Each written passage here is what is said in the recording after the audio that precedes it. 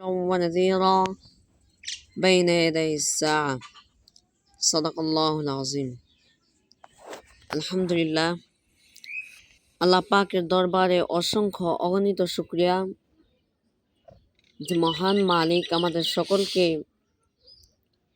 দুনিয়াবি সমস্ত কাজ থেকে ফারেক করে আল্লাহর ঘর মসজিদে কিছু কথা শোনার এবং বলার এবং তার ফরজ বিধান জুমা নামাজ আদায় করার তৌফিক দান করেছেন। এই জন্য আমরা সকলেই অন্তরের অন্তঃস্থল থেকে শুকরিয়া আদায় করি আলহামদুলিল্লাহ। আমাদের ধর্মের নাম হচ্ছে ইসলাম। আমাদের সংবিধান আল কোরআন। এই দিন আল্লাহ তাআলার নিকট অত্যন্ত প্রিয় ও মাহবুব। আর এই দিনকে দুনিয়ার বুকে টিকিয়ে রাখার জন্য যুগে যুগে অসংখ্য অগণিত নবী রাসূল প্রেরণ করেছেন।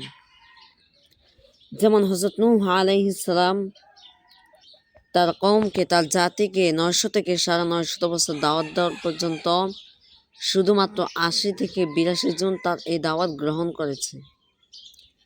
আর যারাই তার এই দাওয়াত গ্রহণ করেছে তারাই সফল কামিয়াবি হয়ে গেছে এবং মহাপ্লাবন থেকে তারা মুক্তি পেয়েছে। আর যারাই তার এই দাওয়াতকে গ্রহণ করে নাই তাদেরকে আল্লাহ তাআলা মহাপ্লাবনের মাধ্যমে ধ্বংস করে দিয়েছেন। তেমনিভাবে হযরত ইব্রাহিম আলাইহিস সালাম এই দিন কায়েম রাখার জন্য অগ্নিকুণ্ডে পতিত হয়েছেন, নমরুদের অগ্নিকুণ্ডে পতিত হয়েছেন। তেমনিভাবে হযরত জাকারিয়া আলাইহিস সালাম এই দিনকে টিকিয়ে রাখার জন্য করাতের মাধ্যমে দ্বিখণ্ডিত হয়েছেন। এবং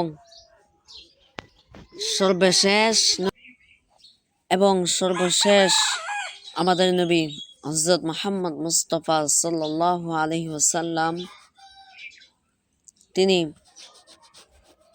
নিজের মাতৃভূমি মক্কা ছেড়ে মদিনায় হিজরত করেন শুধুমাত্র এই দিনের জন্য এবং উহুদের ময়দানে দন্দান মোবারক শহীদ করেছেন।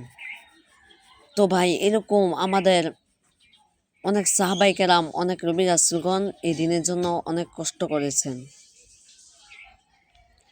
যেমন এই যে আমরা একটা মসজিদ করেছি, মসজিদের কত সুন্দর টাইলস আছে, ফ্যান, নামাজের জন্য অনেক সুব্যবস্থা রয়েছে।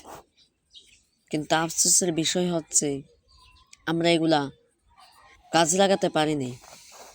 ফজর নামাজের সময় মুসল্লি হয়, ইমাম সাহেবকে নিয়ে মুসল্লি হয় 2 থেকে 3 জন, এক কাতারও পূরণ হয় না। এটা হচ্ছে একটা কিয়ামতের আলামত। কিয়ামতের আগে মসজিদ হবে অনেক বড় বড়, কিন্তু মুসল্লি হবে খুব শূন্য।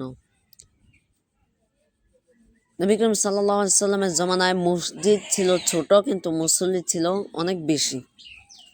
আর তার উম্মতের জামানায় মসজিদ বড় কিন্তু মুসল্লি অনেক শূন্য।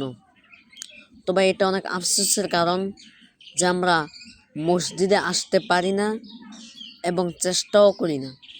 মুসল্লি হচ্ছে মসজিদের খোরাকি, এবং আমরা যদি মসজিদে না আসি তাহলে এই মসজিদ আমাদের উপরে আহাজারি দেয়, অভিশপ্ত করে।